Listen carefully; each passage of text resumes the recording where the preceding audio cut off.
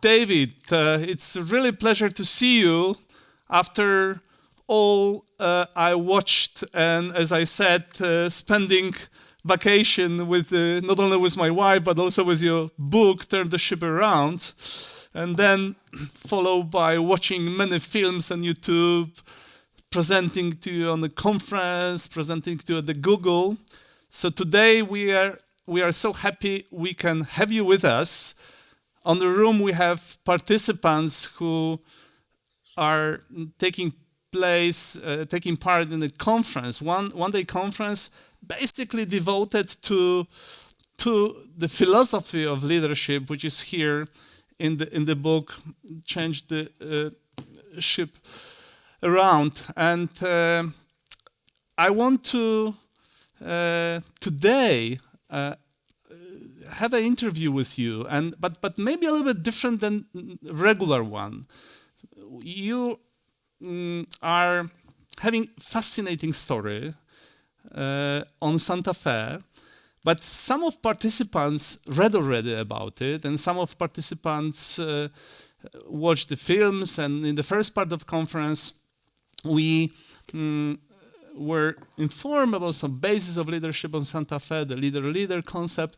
So if you don't mind, I would like to ask you some questions which are not easily found in the book, but something which is in between, let's say, if this is okay for you. Behind the story. Behind the story, especially how to transfer what you did on Santa Fe into the business. But before we go, let me just ask you kind of warm-up questions. Have you ever been to Poland? No, I'd love to go to Poland. It's one of the few countries I've never been to. When you think about Poland, so what comes to your mind? Well, the history, long history, resistance during World War II, the solidarity, Lech Walesa, the fight for liberty, and long history. Goes, of course, way earlier than World War II. But I like to read history. I got some of my history books behind me. I like to read history books. And, I can see them. So that's the kind of thing I think about with Poland. And, of course, beaches on the Baltic Sea. Yeah. So I think you have to catch up and come to Poland, and we have a good reason to host you in our country. And I promise when you will come, I will arrange meeting in Solidarity Museum with Lech Walesa, just to touch to have a taste of the history of Poland. David, going back to your concept, your philosophy, you did fantastic thing on the Santa Fe. You just changed from the worst to the first, right? Over eight months. And I was thinking that this is something fantastic on submarine, but my question now is a little bit looking the bridge between submarine and the business. We are running workshops for top managers using your intended-based leadership, using virtual reality. But the question is how to transfer what you did on submarine into the business. Is there any link or direct link or anything? Yeah, so for me, there are a couple things.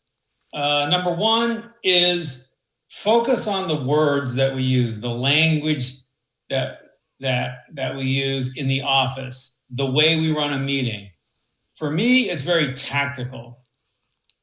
So, for example, many management programs talk about changing the way you think about something, and then we cross our fingers and hope that something changes. And that's generally not how it works. It's okay to have a new thought process. So, for example, a couple of things that I thought about were, number one, my job is not to make decisions, but to build a team that can make decisions. I call it knowing, know, don't tell. So I wanted to be a knowing, telling leader where I made the decisions and I told people what to do. But at the end of this journey, I decided being a knowing but not telling leader was better, because then the team had to figure out what to do and develop their thinking. It's all about thinking. But at the end of the day, all leadership happens through language. It happens through email, meetings, one-on-one conversations, and it happens through language. And so when I work with teams, I ask them, let's say you want to be able to run any meeting in either Polish or English. And we're going to flip a coin at the beginning of the meeting, and it's going to go either way. Now, I'm assuming this company doesn't speak Polish. Let's say they're an English-speaking company. I say, write a program, create a program to make that happen in 2 years. And what they'll write is, typically it's, maybe there's a meeting to kick it off, but there's a little bit every day. There's a Polish word of the day. There's native Polish speakers are sort of helping other people speak Polish. And we just start doing very simple things. And we put signs up in the kitchen on the coffee machine describing things in Polish. And eventually we build that capacity. And then I say, okay, now replace Polish with leadership. Because a leadership development program looks exactly like your Polish development program, because it's going to focus on language. Unfortunately, most people build a leadership development program like they build a history class, where I want to learn the history of Poland. But the problem is it doesn't come out and we don't interact with people. So the key is, and this doesn't come out, I talk about language in the book, but my experience with businesses over the last 6 years has been over and over and over again. It's not enough to give people a concept. You have to give them examples of how they can say the words differently the way they've been normally saying. Yeah. So in the same time, looking at your example with the language. So let's just assume that nobody speaks Polish in the beginning, right? So there is no competence, nothing to start. And you're also saying that in order to delegate, in order to get engagement, you have to build the competences step by step. I remember in the book you said that when you give, if you delegate, if people are not competent enough, that might be a problem. So I understand the role of leader, first of all, is to build competences, is to uncover and unleash the potential which is in the employee. Is it correct? Yes, that's what I think. So I'm making a card here that I want to use to explain this and pick up on your... Okay, so in the book, you see the top three: control, competence, and clarity. So giving control. The whole idea is to give control to the people who are doing the work. This parallels the solidarity movement. These people are doing the work. It's in a different way, but that was sort of from a democratic perspective, and this is from a management perspective. But the idea is the people doing the work know best about how to do the work. Let them make decisions. In the old way, the bosses made decisions and told the other people what to do. In the new way, we have to let the people doing the work make the decisions about the work within a framework. So we call that giving control.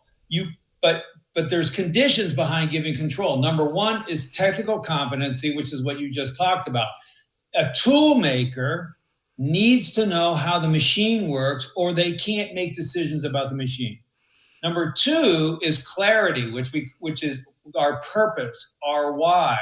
What are we trying to achieve? And if we put those two things in place, then it's possible to give more control to the team. That's the key. Now, if you want, I'll reveal something that's not in the book, which is at the bottom of this card. I don't know if you can read it, but it says language, ownership, ownership, and process. Now the book stops here. The book stops here. But I've learned that if you want to give control with competence and clarity, it rests on a foundation of clear processes, clear ownership, and clear language. And at the bottom of this whole thing, the bottom of the iceberg is held up by clear language. That's one of the things that we've learned. Yeah. And I didn't really understand that when I wrote the book, because in the Navy, we have clear ownership. If I said, who's responsible for this coffee cup, one person would raise their hand, and only one person. It's very clear. We can map things and processes to people. So there's no ambiguity. And at the bottom, we had a book that told us how to talk. Now, what we did, if you have a book that tells you how to talk, you can change and improve the book that tells you how to talk. That's what we did. The problem is most people don't even think about it, and they don't have a book that tells you how to talk. So that's what we did. Yeah. David, I told you that I was so fascinated when I read a book last November, because I've spent in management and business over 25 years.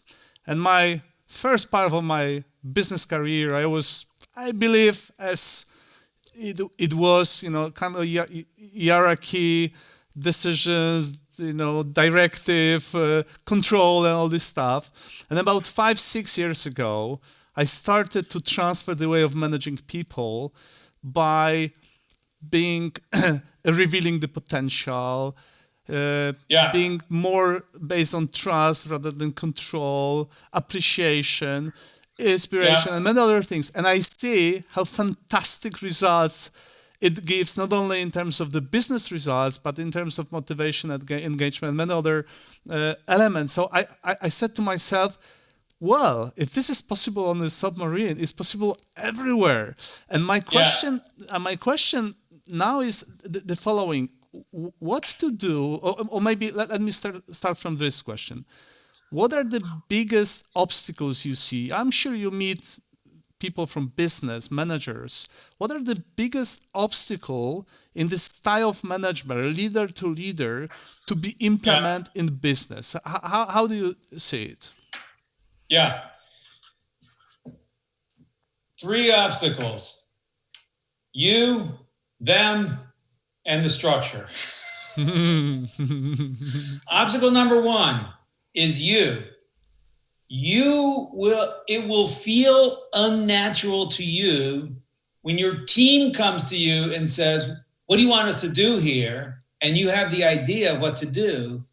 You will want to say, okay, do this, because then they're off doing something and we're not wasting time. But instead, what I'm asking you to say is, well, what do you guys think we should do? We don't know. Okay, go talk about it for half an hour and then come back. That feels very uncomfortable because you'll feel like you have a sense of losing time. But what you're doing is something more important, which is you're building their thinking capacity. Absolutely. And then they'll come back and say, well, we think this is how we see it, this is what we think, this is what we think we should do. What would you do if I weren't here? Yeah. And you got to make this decision on your own. Well, we would do this. Okay, great. Go do that. So that's number 1, is you, because it will feel unnatural to you. Number 2, them. This will be different for them. They'll say, like, why are you giving me this trouble? Just tell me what to do. It'll be easier for everybody. And you say, no, look, I'm going to give you a choice. If you want me to tell you what to do, I can. But if you want to rise up in the organization, if you want to think, if you want to be creative, if you want to be human, then I will help you with that. And I will give you more decision-making authority. I will allow you to expose your thinking. We will solve problems. Humans love to solve problems. Yeah, that's Let them do it. And then number 3 is the structure that we live in, which is basically a leader-follower structure that we've inherited from the industrial age. And the problem is most people don't think that this is something that that they have control over. They just think it's fixed and rigid like air. I can't change it. But this industrial age structure where we divide people into deciders, thinkers, and leaders, and doers, and workers, and task-oriented people, you don't have to run your organization that way. You can do leader and leader. You don't have to do leader follower. It's just what we've inherited, and no one thinks about, oh, I can change this. I read some time ago studies which were done on quite significant number of employees. If I recall, it was like 16,000.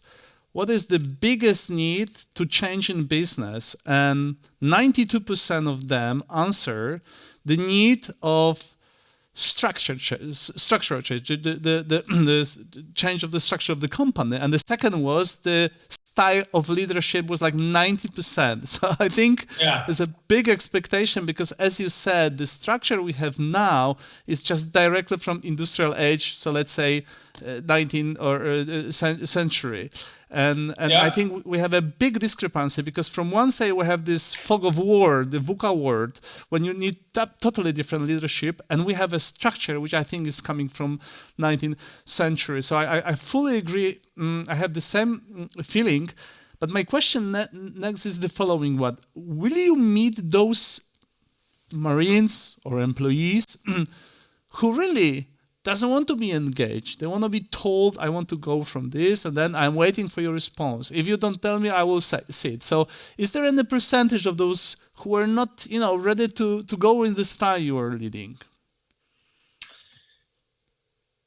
Anyone who's ever had a child knows that humans don't like to be told what to do. No 2-year-old is walking around, Mommy, Daddy, what should I do? They're just doing stuff. We have to send them to school and beat it out of them. And then 18 years later, they're like, okay, I'll just do what I'm told. Now, we never say there are people who like to be told what to do.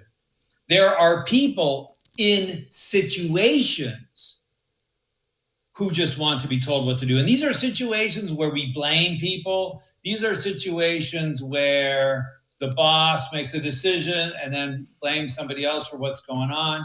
They've had bad experiences. And I think this is a very, very, very small percentage of people. Most people, when they're given a chance, want to have more control and authority. It's just that they've been burned in the past from this because people have not done it correctly. The idea is inviting people in a very slow and safe way, step by step. It's not yes, no, no, yes. It's tiny steps, up a staircase, tiny steps. Okay, but how's that? Oh, too far back one step. Not, oh, too far back. And so this makes it safe, and we can practice, and I can build trust in you, you build trust in me, and together we go up. So it's always a choice. If you can't force someone to say what they think. This is the big difference. In industrial age, I could watch your hands moving. And if your hands are moving fast, I'm like, smack your hand. But with thinking, I have no idea whether you've shared everything that's in there or you have a whole bunch of ideas that you're just keeping to yourself. I think I know the feeling very well. Yeah, and I've been one of those people where I try to help you guys. That's a dumb idea. I try to speak. I'm like, no, just do what you're told. Like, fine. Yeah, this is difficult to control. This temptation to give order, especially when they are thinking, they don't know how to do what to do. So it really requires this character, I would say. Yeah. And coming back to what you said about the children, you're right that initially I think children are not asking what to do when they are 5, 6. They have a bunch of ideas to do. And I think a little bit about millennials, because soon, in some years, majority of millennials will be on the market. And how do you think this style of management, called leader to leader, is better fitting to their expectation, to the way to be managed by? Here's the deal. A lot of people are saying, oh, millennials, pull my hair out. They're lazy, they're entitled, they don't want to work hard, they need jobs with meaning. What a pain in the neck. Here's the deal. Millennials are just like us, and we are just like millennials. The wiring of human beings didn't change, not one bit in 2 generations. It can't change. So did our grandfathers and grandmothers want jobs with meaning? Of course they did. Did they want to have fulfilling lives? Of course they did. Did they want to connect with their friends at work? Of course they did. Did they want to feed their families? Yeah, that came first though. Now there's so much wealth in most of the world. The question of feeding our families is gone. So now we can do these other things. We can say, like, I got that. Let's do this. And so the lesson is the way, quote, millennials are saying we should be treated is the way we should treat all humans. Yeah. Baby boomers like me, when you look, there's studies that show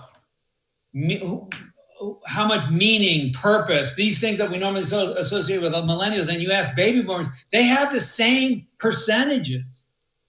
The only difference is because of the amount of wealth in the world, they weren't able to do it. In the United States, in the 50s, the houses were 1,000 square feet, 100 square meters smaller than they are today, and families were bigger. So now we have smaller families and bigger houses. When I was growing up, there were 4 kids. I wanted to get out of there as soon as possible. There was no mom's basement to move back into, but now people have that option. I think it would be great if people refused to work for bad bosses.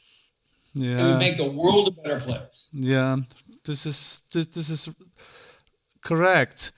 And when I think about this leadership style being implemented in the business, I think about those leaders, CEOs or CFOs, who are waiting for the promotions many years. Sometimes they suddenly becoming, heads of companies, and they were like desperately waiting to make decisions, to be directive, at least some of them. And my question is, what would be the advice to those top managers, CEOs, whose egos is screaming, I would say, right? And they want to show that they're good, they know, and they want to be decisive. Yes. This is exactly the problem. And because those people say, oh, I finally earned the right. I've been told what to do for 30 years. Now I earn the right to tell people what to do. Yeah. I think here's what you have to do. In your mind, you have to imagine yourself at the end of your life. You get an email from God and it says, today's the day, today's your last day on earth. And the question is, what are you going to think about for your legacy and your impact on the world? Now, I think we get sucked into short-term thinking. Oh, I want a nice house. I want a nice library. I want a nice car. I want my kids to go to college. Most of that stuff's about you. And I think if we think about our impacts on the world, for me, people calling, the Santa Fe story, there's 2 stories. Number 1 is worst to first. Number 2 is over the next 10 years, 10 officers became submarine commanders, 10 of them. We made more leaders, and those people call me and say, hey, you believed in me. I'm now a submarine commander. You believed in me. I'm starting my own company. You believed in me. I'm the first person in my family to go to college. I got out of the Navy and went to college. Those things matter. And maybe as I'm getting older, they matter more and more to me. I think as a young person, yeah, do that stuff, have success, but then shift your focus so that it's about helping other people. Because in the end, this is what helps you the most. The person who benefited the most from the Santa Fe story is probably me. But my dedication was to build and dedicate myself to helping my team be as good as they could be just the way they were. But at the end of the day, it still helps me. And so I think for CEOs and CFOs and COOs, the path for you to have a better life is to dedicate yourself to making the place for your people to work as good as possible so that they can be the best they can be. That'll help you. Yes, I can't agree more. And this somehow relates to the type of servant leadership, right? And the role of manager in this new fog of war. And I can only share that I found bigger satisfaction being a kind of a mentor, inspiring, revealing potential, and this is much more satisfaction than going, giving orders and showing them directly. So maybe it's that matter of age, because I believe we have similar age, but not necessarily. This is why it's so important is to share this new style of management among society. Yeah, I agree with you that I like the idea behind servant leadership. But I think sometimes it gets twisted with the idea that I have to sacrifice myself for you, which I don't think is right. I think me working to help you actually helps me. Okay. Yeah. So I want to be clear about servant leadership. It's not about sacrificing myself. It's about actively working to help you be the best person you can be, because in the end, that'll help me. One, it'll help the company make more money, make better products. And two, it'll help the way I feel. Yeah, absolutely. David, when you think about the whole concept, it looks fantastic. It gives certain results. So tell me, why this type of leadership is still less traveled roads, let's say. So why is not so popular? Why? I was working 27 years in the industry. I can tell you, in the company I was working, I was not the case at all, right? Hierarchy, control, directive type of management. And I believe it's definitely majority. So why is it so difficult to hey guys, you have so relatively obvious directions for the leadership with a fantastic results. Moreover, with a very good work-life balance, I believe. I found when I transferred the leadership, I had much more time for things which leaders should do. So why this situation is still so not very popular? You probably know the answer yourself because you experienced it. But I think there's a couple things. Number one, we're actually wired for hierarchy.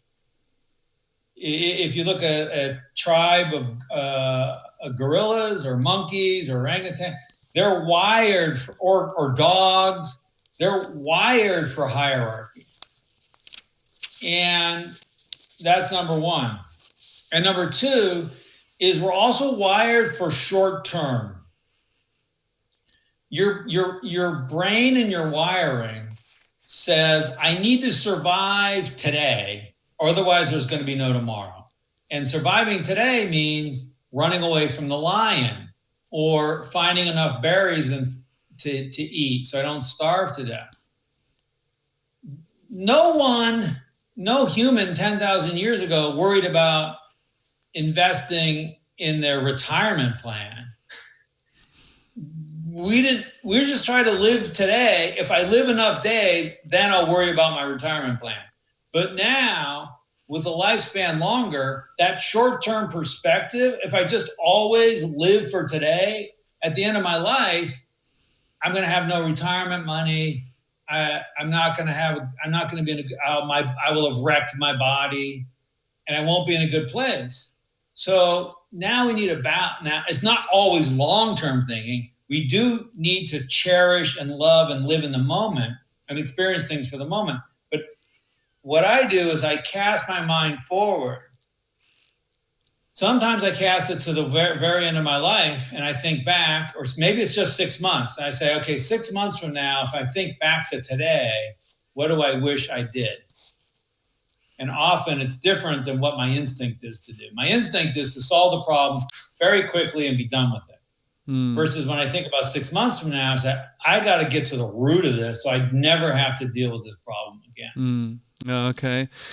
Well, coming a little bit to the end, I have basically two questions. So one question is, what would be your advice for those managers who wants to keep control, to sit on the shoulder, and to be so involved in not necessarily very much trusting the employees? So what would be the captain's advice who went through the fantastic process of changing the leadership?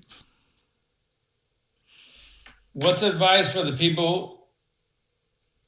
Look, if they don't believe that we can make a better world by helping other people, if they don't believe that other people have good ideas, if they don't believe that their job is to make work better for their team, I can't help them. I ignore those people. I don't care about them. Go away. Don't read my book. Don't watch my video. I don't care. I spend all my energy trying to help the people who believe that their job is to help their people, that if they have some idea that if I could stop running around making decisions all day long and have people make better decisions in my team, my life will be better. Those are the people we try to help. You got to believe it. You got to say, I have a desire to change, or I have a desire to be better at this. We have tools, ways to think about it, leadership nudges, books, workshops, VR, simulations. We can help you. But if you don't believe it, I'm not going to try and convince you. I can't do that. This is somehow relating to trust in human, right? I think we are underuse the potential of employees generally. Maybe I'm exaggerating a little bit, but at least in the company I know, there's sometimes 10, maybe 20% of potential being used. And we have certain mindset or past experience, as you said, that we are not delegating as much as possible downward during organization, and people are really making money. They work, but the potential is definitely unused. Would you say so? Yeah, and especially the potential here. We focus on this. We have software companies that talk about having all hands meetings. We don't have all heads meetings. We don't have all hearts meetings. We have all hands meetings. It makes no sense. And so we optimize for doing stuff, not thinking. And I think this is one of the biggest mindsets. Oh, why? Oh, well, look, they didn't go to college. They didn't go to university. I did. So I'm smarter. No, you might have more education, but you're not any smarter than they are. And they're closer to the problem. And they spend all day thinking about it because they're doing it all day. So the phrase we say is, don't push information to authority, push the authority for making decisions down to the people who have the information. Those are the people standing on the picket line at Solidarity. They're the machine operators. They're the shipyard workers. They're the people who know what's really going on. Give them the authority to make decisions with the right technical competence and the right clarity, understand what we're trying to do. That's what leadership needs to do. They are closer to the front line. They see better in the fog of war. Yes. You don't see it from the top managerial seats. You have to delegate because they are much more here and now. They are present and they see what is going on. And when we use their potential, the results are fantastic, as you show on the Santa Fe. David, I think the last question. What kind of the competences of leaders of the future you could point out? What are the key competences for now and on, now for the future, which are really key and maybe a little bit different than it was some years ago? Number one, being able to think long term. Number two, being able to see and observe without judging. So, for example, it's the difference between saying, I don't like that plan, and that plan makes me nervous. So the key is to state the world as you experience it. When I see that, I'm nervous. When you say, I don't like that plan, that's coming from hierarchy. That's coming from power. That's a judgment. I'm judging your plan. I'm judging you versus I'm just stating how I feel. So, and sometimes people don't know how they feel. They just react. Oh, that's not a good idea. Okay, well, how did that strike you? And they don't even have the words. So we have to practice those words, and we have to be able to listen better. And I think listening is asking better questions. So, for example, we say, we project our feelings into the question. Is that the right thing to do? Is that going to work? Are you sure about that? So I'm sending a signal. They have to be defensive. They have to defend it versus, how confident are you in this? How sure are you? How likely is that to work? What's your sense of assurity in this? What's your sense of confidence in this? And then they can say, yeah, I'm 80%, I'm 50%, I'm 51%. I think we should launch the product on time. I'm 51% sure about that. Is way different than saying, I think we should launch the product on time. I'm 99% sure about it. But it starts with you asking the question, how sure are you about launching on time, or how confident are you in launching on time versus, should we launch on time? Yes. I learned everything. This is one of the elements to show confidence is this method from fist to five.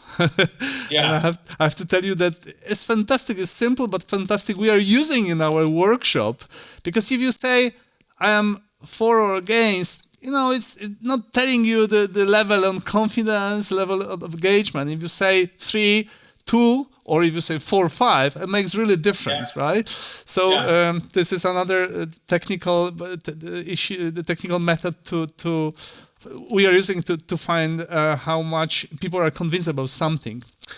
David, I could potentially have many more questions, but I respect your time, and I want to really thank you very much in the name of the participants which are on the conference room, and my personnel in the name of company 4Results.